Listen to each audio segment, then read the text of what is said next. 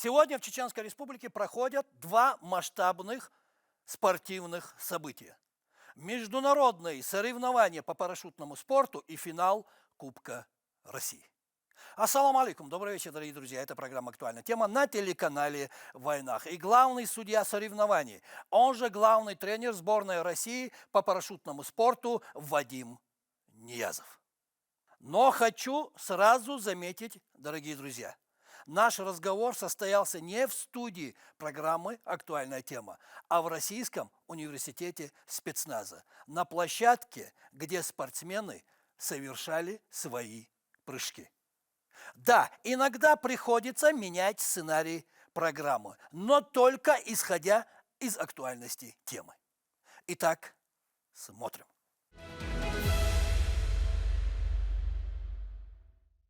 Вот, наконец, удалось с тобой увидеться. Легендарный Вадим Ниязов. Главный тренер сборной России по парашютному спорту. Главный судья наших соревнований. И мой первый вопрос, Вадим. Что это за соревнования? И почему они в Чеченской Республике?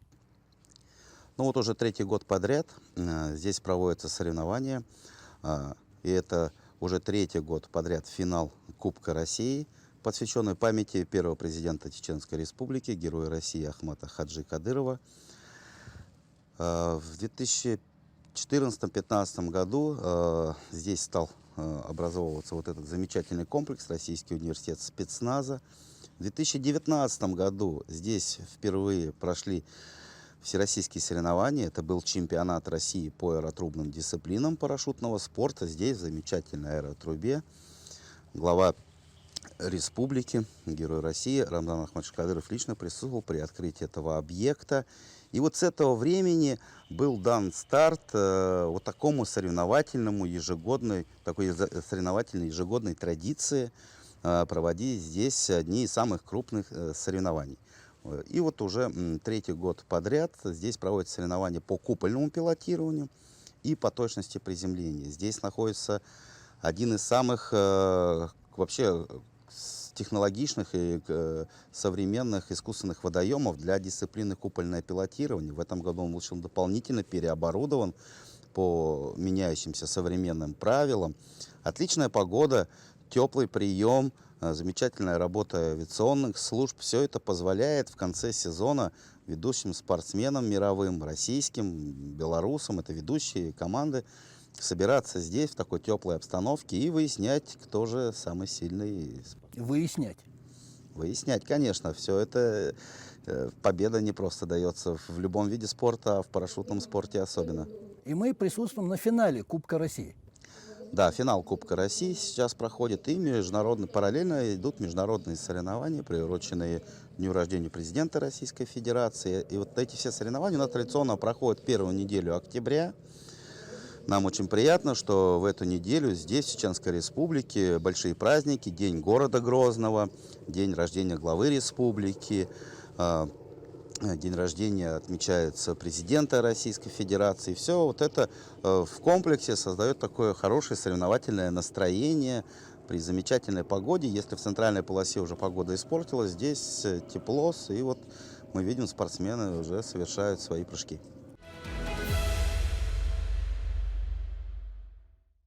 Чем интересны данные соревнования для нашего обывателя, который не понимает суть парашютного спорта? Ну, вообще парашютный спорт многообразен, и есть спортивные дисциплины, где спортсмены соревнуются в свободном падении, где соревнуются для измерения характеристик падения, это на скоростное падение, вингсют, пилотирование. Здесь же представлены самые зрелищные дисциплины. Это какие? Которые понятны самому простому человеку. Это точность приземления, устанавливается мат, в мате датчик, нулевая мишень 2 сантиметра диаметром, и кто ближе приземлился, тот и победил по сумме туров. Кто меньше набрал штрафных очков, каждый сантиметр отклонения от центра – это штрафное очко. И обычный зритель может прийти, посмотреть, посчитать. Ну и, конечно же, купольное пилотирование – это пролеты на дальность, на скорость. Это достаточно понятно, кто дальше пролетел, тот и выиграл. Специальные ворота входные устанавливаются на водоеме. Это мы все увидим. Конечно, конечно. Нет, сегодня у нас работает только точность приземления. Купольное пилотирование начнет завтра или послезавтра. Им нужно по погодным условиям, чтобы облачности не было. Ну, почти 100 участников. И Это много, мало 100 участников это для очень, таких соревнований? это очень хорошо. У нас на чемпионате России было 100 участников, и вот сейчас 100 участников. То есть это ну, все ведущие спортсмены, все с удовольствием. Если первый год еще все как-то с осторожностью относились, давно в Чеченской Республике не было крупных соревнований, а вообще здесь же раньше находилась одна из самых крупных баз подготовки сборной СССР, которую здесь погода позволяет и весной, и осенью проводить тренировочные мероприятия, когда в остальных регионах уже еще нет погоды или уже нет погоды. Вот. Ну а сейчас все увидели, что все условия созданы, отличные укладочные, хороший номерной фонд, питание замечательное, и спортсмены с удовольствием вот в конце сезона приезжают. Условия хорошие Замечательно. для соревнований. Да, замечательно. А какая разница между предыдущими соревнованиями и данными? Есть ли какая-то разница? В этом году, как я чуть раньше сказал, уже был усовершенствован искусственный водоем. Так. То есть он и так был безопасный, но уровень безопасности еще был выше поднят. Специальная площадка приземления была оборудована. Спортсмены, ну какая, больше молодых спортсменов, молодежь. Мы сейчас, да, лишены международных соревнований, но мы стараемся нашу перспективную молодежь тоже заинтересовать для того, чтобы... Но у нас есть две страны. У нас Наши 3 соревнования страны, сегодня. у нас Россия, белорусы аж 3 командами тут представлены, и сборная Казахстана. То есть сейчас 3 страны здесь проводят Явный международные фаворит? соревнования. Кто у нас? Ну, явных фаворит сложно определить. То есть, Но и все-таки, как главный судья. ну, Если можно так вся борьба спросить. развернется между первой командой сборной Белоруссии и 2 командами из России. Это ЦСКА и команда Рязанской области, которая представлена спортсменами воздушно-десантных войск. Вадим, у каждого спортсмена свой парашют или все пользуются одним типом? Какие купола? Ну, типов используется несколько. Ну, как правило, 3-4 ведущих мировых производителя, включая отечественные. Спортсмен сам вправе себе выбрать то или иное оборудование, которое он использует. Кто как Нет такой привык. обязаловки. И именно что одним и тем же Нет, парашютом. спортсмен может использовать любой абсолютно парашют, какой хочет, для того, чтобы приземлиться как можно точнее или как можно быстрее пролететь. То есть в данном случае требований никаких нет. И сегодня у нас с какой высоты прыжки? На этих соревнованиях? Ну, прыжки на точность приземления выполняются с высоты 1100 метров. Прыжки в дисциплине купольное пилотирование выполняются с высоты 1700 метров. Это достаточно или обязательное расстояние, высота? Это достаточная высота, определенная правилами международными и правилами российскими вида спорта, которые должны обеспечить, помимо выполнения спортивного результата, еще и безопасность выполнения прыжка. Если спросить про площадку и про данные соревнования, рейтинг данных соревнований и сложность данных соревнований, он какой? Ну, как по рейтингу, то есть есть, да, соревнования, ну, скажем, проходные, да, есть. В данном случае эти соревнования каждый год одни из самых престижных. Вот чемпионат России и вот финал Кубка России. То есть это одни из самых престижных соревнований. Вот в течение этого сезона победить здесь очень почетно, достойно. Прекрасные всегда медали, кубки, призы дополнительные организаторы предоставляют, и спортсмены с удовольствием участвуют в такой вот серьезной борьбе. А площадка, насколько она сложная для спортсменов, для парашютистов? Площадка, Наша чеченская площадка. ну, площадка непростая с точки зрения работы, потому что все-таки здесь и горы рядом, и вот эта разница сейчас температуры ночью и днем создаются термические потоки. Вот. Но тем интереснее борьба, понимаете? То есть только опытные, самые опытные все это просчитает, все эти изменения ветров, направлений, силы ветра и справится. Поэтому то, что есть свои особенности этой площадки, это только придает определенный дополнительный накал борьбы создается. И чем сложнее выиграть, тем почетнее победа.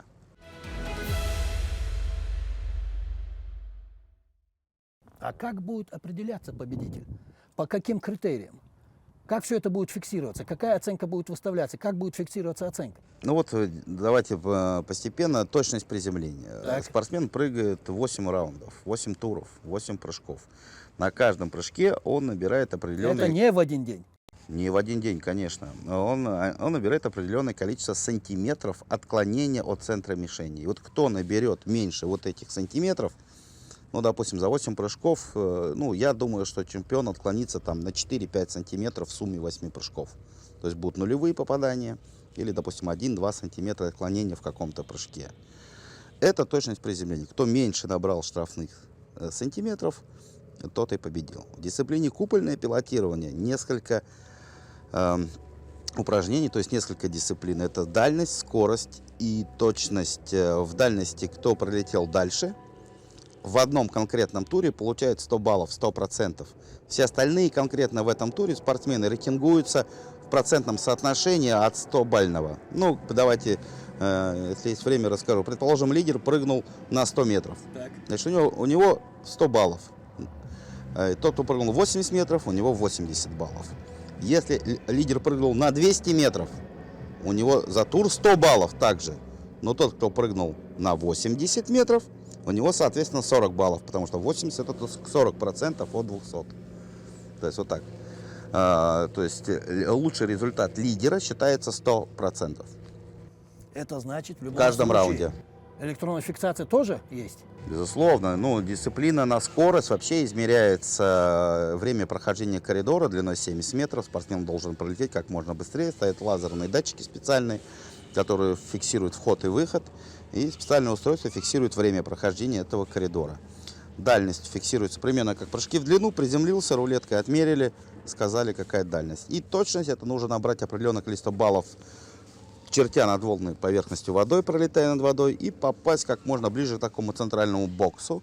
Ну, вот вы увидите квадрат метра на 2. То есть кто прочертил на воде все ворота, попал как можно ближе в центр специального на трассе установленного маркера, тот получает максимальное количество очков, ну, в конкретном туре. Лидер в туре 100 баллов, 9 туров купольного пилотирования, максимальный результат 900 баллов.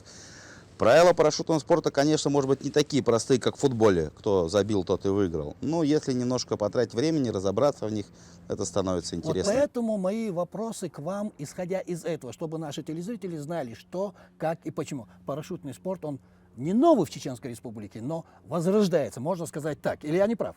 Конечно, конечно. И вот после того, как был запущен вот этот объект, Российский университет спецназа, конечно, и уже есть свои спортсмены из Чеченской Республики. Неплохая команда в аэротрубных дисциплинах выступает. Спортсмены в купольном пилотировании. То есть, конечно, возрождается. И молодые ребята приходят, я вот вижу, наблюдаю. Да, может быть, еще до уровня сборной команды страны ребятам нужно там 2-3 года подрасти, потому что все-таки вот этот шаг от первого прыжка до сборной где-то порядка 10 лет. Да, еще пока не прошло столько времени, но ребята очень перспективные. И я, самое главное, вот вижу со стороны, чеченцам нравится парашютный спорт. То есть вот мужчины, вот, видно, глаза горят, приходят, прыгают. Вот, во-первых, он прыгнул, он герой. В любом случае. Хорошо он прыгнул или плохо, да? Ну, в любом случае. Это в любом случае уже хорошо, правильно? Да. А дальше уже нужно развивать свой героизм все выше и выше, да? То есть и вот это хорошо заходит.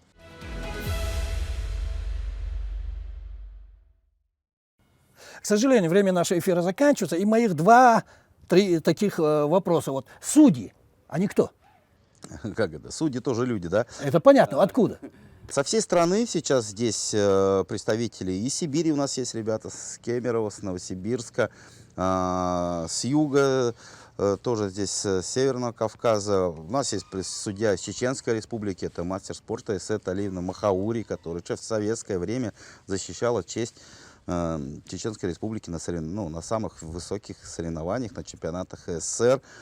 Судейская бригада — это уже опытные, в бывшем это, конечно, спортсмены в первую очередь, те, которые вот уже завершили свою спортивную карьеру, которых не отпускает парашютный спорт. И вот они, Не отпускает. Да, не отпускает. Небо, как говорится, не отпускает. Да. А хороший парашютист, он кто? Хороший парашютист,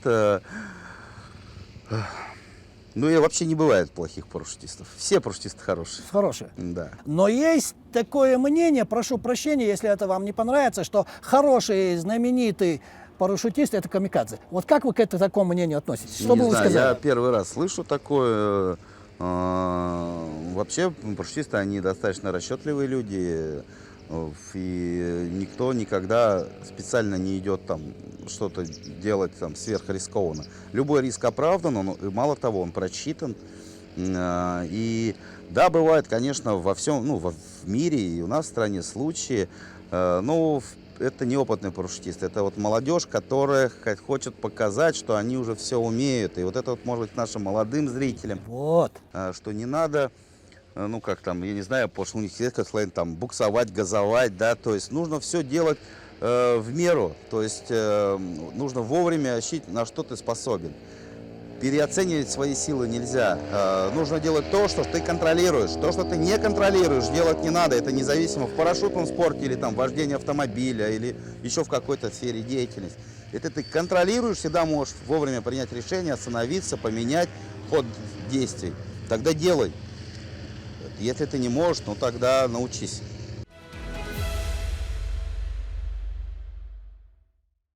Вадим Владимирович Ниязов, известный парашютист, легенда парашютного спорта, главный судья соревнований Кубка России и международных соревнований, которые проходят в Чеченской Республике.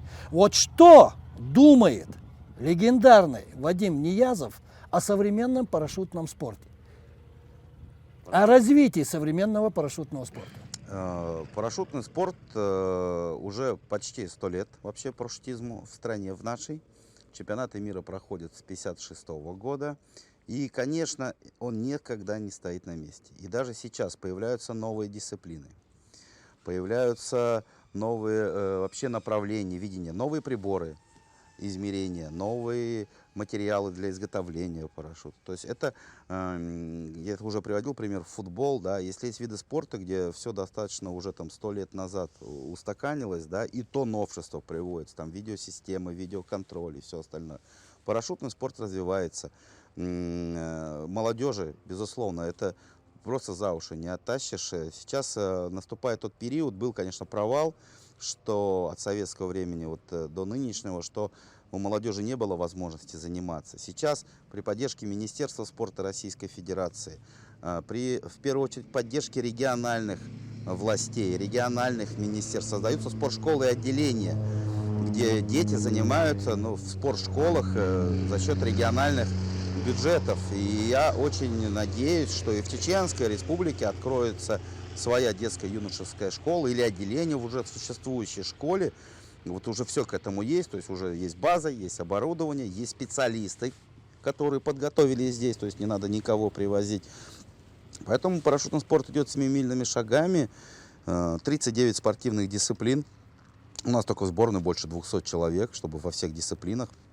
И на чемпионате мира в 2021 году наша сборная была лучшей во всем мире по общему количеству, по медальному зачету.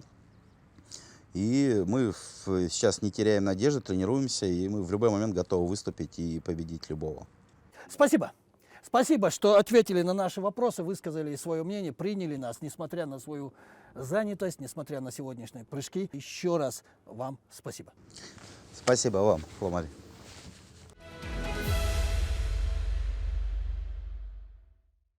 А на сегодня это все, дорогие друзья. Это была программа «Актуальная тема» на телеканале «В войнах». И главный судья соревнований по парашютному спорту, которые проходят сегодня в Чеченской Республике, легендарный Вадим Ниязов. И напоследок, дорогие друзья, не болейте, будьте здоровы.